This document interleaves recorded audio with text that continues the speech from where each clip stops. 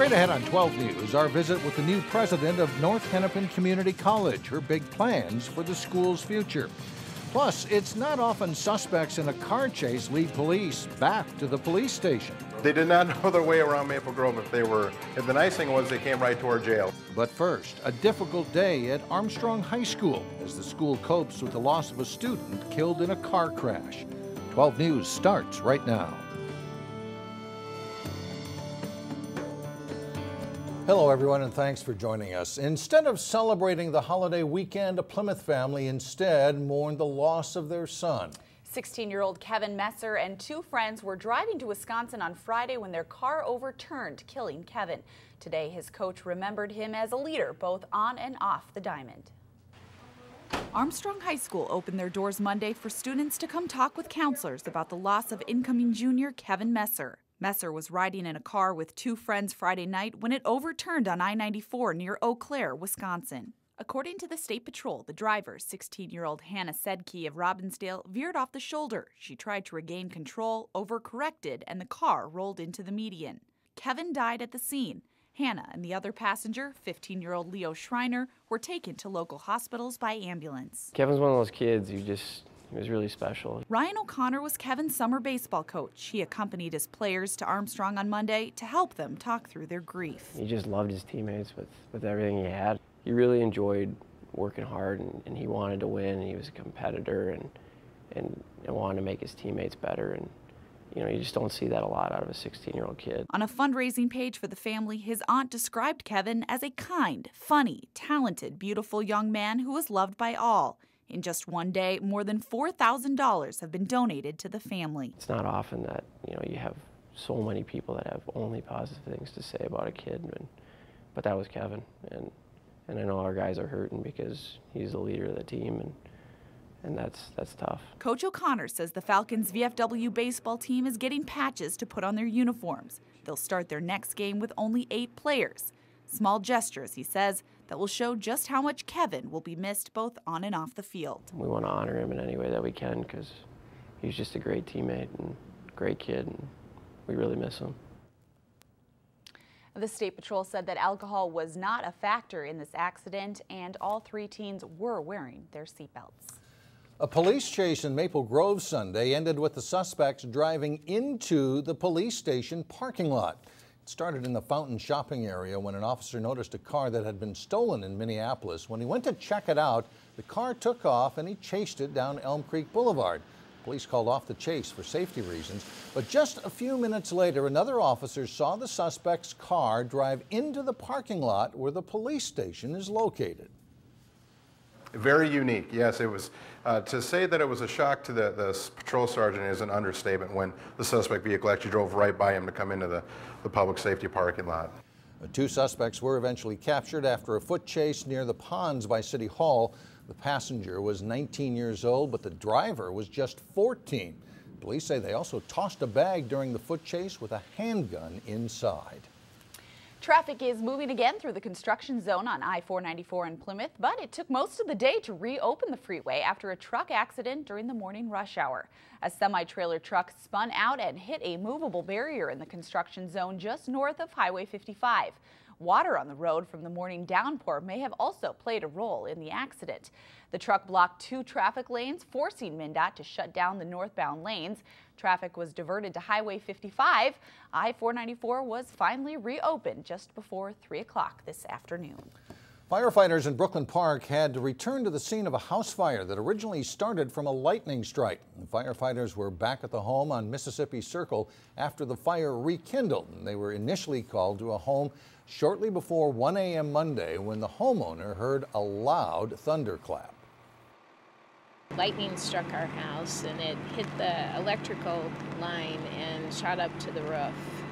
Fortunately, we got out right away and the fire department were here very quickly, but it took about 3 hours for them to put it out. Firefighters were able to rescue 2 cats still in the home after the fire started. The home has extensive damage in the attic and the entire second floor was destroyed. A total of 6 fire departments responded to that first fire call. Well, after a long 4th of July weekend, Monday's weather produced its own fireworks. And today turned out to be the wettest day of the year so far. The East Metro was hardest hit, with rain totals reaching more than 7 inches in some places. But here in the Northwest Metro, New Hope weather watcher Steve Records measured the total in his backyard at nearly 3 inches. Overall, we're still about 1.5 inches below normal for rainfall for the year. So this was much needed, and it will help a lot with any dry conditions or low pond areas and that kind of thing. On this side of town, again on the east side, they've had a lot more than we've had here. So this was welcome rain. One of the downsides of all this rain, however, Records said the mosquito population will probably increase in the next few weeks. It's been a long time coming, but New Hope City officials say the time is ripe to encourage redevelopment at the old Bass Lake Road apartment site. The city bought 5 apartment buildings in disrepair and tore them down 7 years ago with an eye toward redeveloping the property. One proposed development fell through in 2008 because of the economic downturn, but now there is renewed interest. One developer is proposing a luxury apartment building and townhomes. Another would like to build a senior rental facility. On Wednesday, the City Council is expected to hear the latest proposals and may consider which type of development they would like to see on the property. Tonight, Brooklyn Park City Council members will hold a work session. Among the topics they'll discuss, prospects for a pro soccer stadium. The idea for pursuing a soccer stadium came up last month when the city began studying potential sites for a new destination park. The city has targeted 60 acres of vacant farmland along Highway 610 as the potential site for the soccer stadium. It is not known if Brooklyn Park would be a viable option to Major League Soccer if plans in Minneapolis or St. Paul fall through.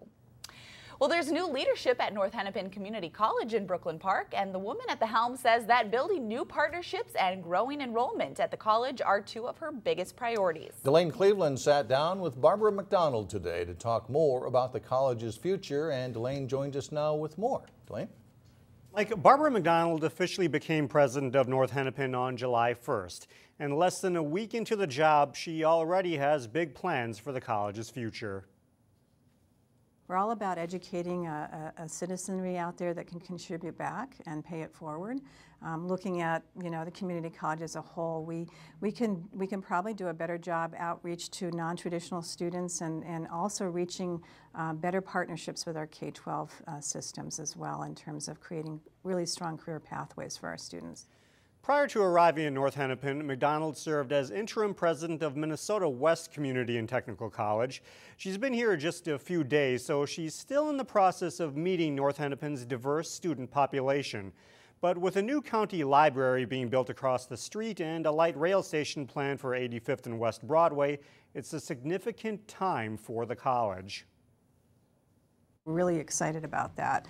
That makes North Hennepin a destination for students and will help us build out our plan to help students not only complete their 2-year degrees here, but also their 4-year degrees through the partnerships that are well underway with some of our partners within the MnSCU system and beyond.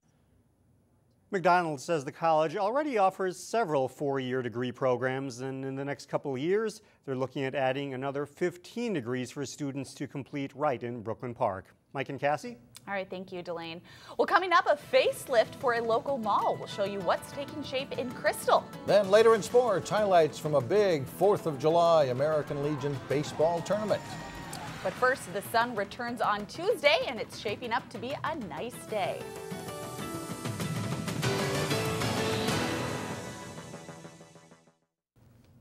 They're popular in downtown Minneapolis, and now they're making their way to the suburbs. Food trucks like the one you see here in New Hope are up for review in Golden Valley. The City Council there will look at updating its ordinances regulating mobile food vendors. It's timely considering the recent approval of a taproom ordinance in Golden Valley, as taprooms tend to make ideal locations for food trucks. Bricks and mortar restaurants have raised some concerns about potential location advantages that mobile food vendors possess. After years of stagnation, things are on the upswing now at the Crystal Gallery Mall. The gallery is getting a facelift and picking up new business. Eric Nelson has more in this week's Business Matters. Just call it a mall makeover. The 30-year-old Crystal Gallery Mall is undergoing a multi-million-dollar renovation that will be finished by the spring of 2016. I'd say we're probably 80% there with the renovation. Gone will be the outdated 1980s look, replaced by a spruced-up facility giving businesses their own separate entrance. Occupancy is up to 92% for the gallery, which is located at the southeast corner of West Broadway and Bass Lake Road. It's a very strong retail corridor and a very strong retail corner. It's a good spot. Pawnworks christened its new store on June 29th. I'm super excited. I think this is going to be a super great location for the company. Already in the past week, we've had a ton of traffic coming into the store. There's already a Starbucks, Noodles & Company, Great Clips, and Buffalo Wild Wings at the mall, giving it a solid base. They're strong national names for us, and that improves the kind of the caliber of tenants that you can attract to the vacancies. I think it's going to be a high transaction location. I think it's definitely going to be one of the more premier pawn locations on this side of town, for sure. For Business Matters, I'm Eric Nelson, Channel 12 News. There is also an office for the Met Council at the Crystal Gallery Mall, which is working on the Bottineau Boulevard light rail line. And coming up, a missing potato produces a nice reward for a Brooklyn Park trio. But first in sports, some tips for your golf game with Rush Creek's Aaron Jacobson. Jay Wilcox is in next. Jay Wilcox with sports now. Really nice weekend for baseball over in Delano, and 8 teams there, including some from the Northwest Metro here. Yeah, that's right. They got it in before all the big storms, too. And that Not have been fun to play today. No, not at all. That was the good point, and some good baseball, definitely, and good outcome, too. With 4 straight days of games, the Delano 4th of July Stars and Stripes tournament put 3 local American Legion baseball teams to the test. Osseo faced Providence Academy in pool play. Osseo gets out of the gate quickly. Matt Bezdacek singles up the middle to score Ben Magner and Ben Christofferson. They get one more and lead 3-0 after a half inning. Providence answers, though, as Jackson Baird dumps a single into center field to score Will Wade. They get 2 in the bottom of the first. There's some good D in this game, too. Watch the quick hands by third baseman Danny Fafinski and first baseman Andrew Murphy with the scoop for Providence. In the bottom of the 4th, Providence goes ahead. Michael Villafana hits it through a drawn-in infield to score Michael Burns. And then Fafinski in a cloud of dust. Providence leads 5-3 after 4. Bad luck for Osseo here as Christofferson's liner to shortstop Baird turns into an easy double play to end an Osseo threat in the top of the 5th. It stays 5-3. In the 6th, Osseo battles back. John Tomzik delivers a big hit to center, scoring Cameron Perna and Justin Clark, and the O's pull within 6-5. But Providence has an even bigger bottom of the 6th. Jesse Barron drives in Murphy to make it 9-5. They get 5 in the inning to go up 11-5. Osseo rallies again in the 7th, but Providence wins this one 11-8. Osseo, though, bounced back to reach the tournament Final 4, then beat Wayzata 2-0 in the semifinals. That put them up against Edina in the championship. Bottom of the 1st, Edina's Matthew Grove sneaks a 2-out hit through the infield. Ben Van Hove hustles home for a 1-0 lead. Osseo draws even in the top of the 2nd. Brady Vietnan goes the other way to score Cameron Perna here. And Rudy Alexander is clutch as he strokes a 2-out bases loaded single to score Justin Clark and Tyler Lindman. Osseo goes up by a 3-1 score. In the top of the 3rd, Osseo gets 4 more. Eric Lyons with an RBI single, and that puts Osseo on top 6-1. Daniel Johnson comes on to pitch for Osseo in the 4th, and he's solid the rest of the way. He strikes out 4 and holds Edina scoreless. Osseo wins 7-2, taking the tournament title. Well, if you're a golfer and your game needs a little fine-tuning, then maybe this will help. Over the next several Mondays, we'll be hearing from Aaron Jacobson of Rush Creek Golf Academy. Channel 12 Sports Director John Jacobson, no relation, is with Aaron for our first tip. It all starts with the driver often on a lot of holes and makes people nervous, especially on that first hole, but it doesn't have to be nerve-wracking, doesn't it? Are there some tips that you can give us that can help us out and give us a more consistent tee shot? Absolutely. We're going to talk about 3 simple things in the setup, pre-swing, and then 2 during the swing. They're very simple, though, and it should help you with more consistency and maybe get you a few extra yards off the tee. So the first thing is to look at the tee height. What we want to do is we want to try to tee the equator of the ball to about the top line on the golf club.